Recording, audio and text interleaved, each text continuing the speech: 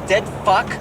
Welcome back to TobattoVision, where every day is Friday the 13th, and every conversation leads back to the shores of Crystal Lake.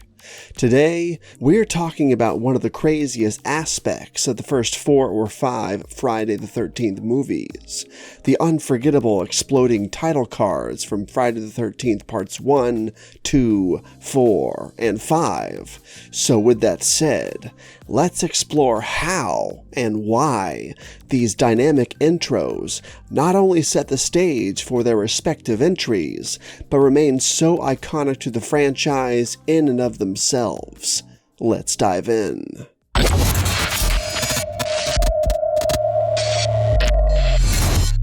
Picture this. The screen is dark, the suspenseful music creeps in, the white logo appears, and then boom, the title Friday the 13th shatters into a million pieces right before your eyes as an explosion encompasses the screen and a shiny chrome Part 2 insignia replaces it. This was how Friday the 13th Part 2's title card played out, and it was absolutely glorious. This wasn't just a title card, it was a declaration, a promise of the chaos and carnage to come. Yeah, right, I'm just fooling around. Coochies. The exploding title card became a signature of the series, heightening anticipation and setting viewers' nerves on edge from the get-go, and was far superior to the much more downplayed title card of the original film, which simply saw the logo getting closer and closer until it smashed through an unseen glass pane, sending shards of glass exploding towards the audience. So with that said, I guess the first film technically didn't have an exploding title card per se, but the DNA was there. Camp Crystal Lake is jinxed.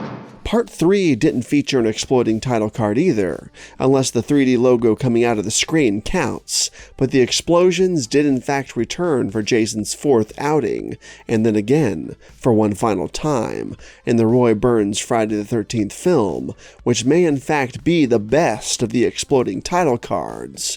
That Roy Burns mask destroying the Friday the 13th logo was nothing short of awesome.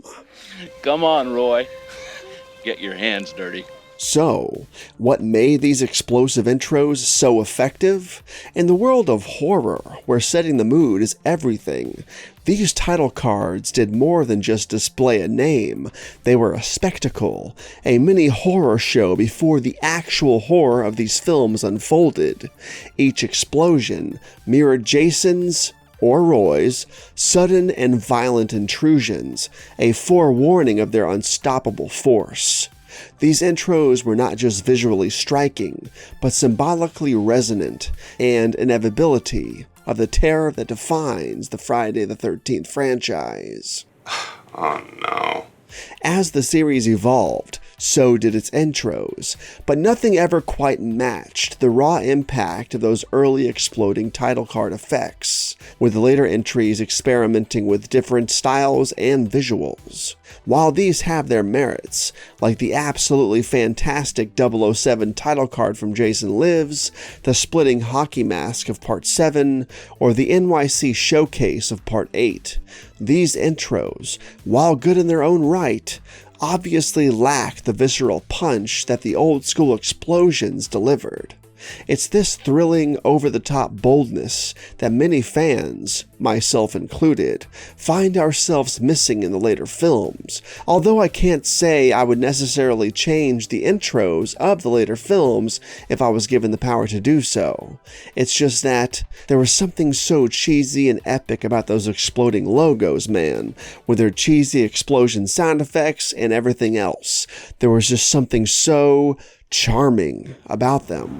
Hey, honey, you got a sister? So with all that said, the exploding Friday the 13th title cards were not just a fun gimmick, they were a crucial part of the film's identity, enhancing the overall experience with a literal bang. They set the stage for the frights to come and left an indelible mark on the genre. Thanks for joining me on this explosive journey down memory lane.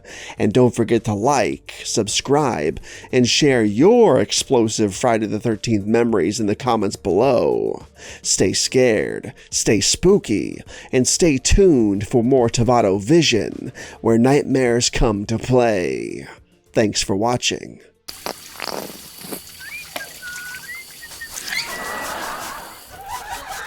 Mm.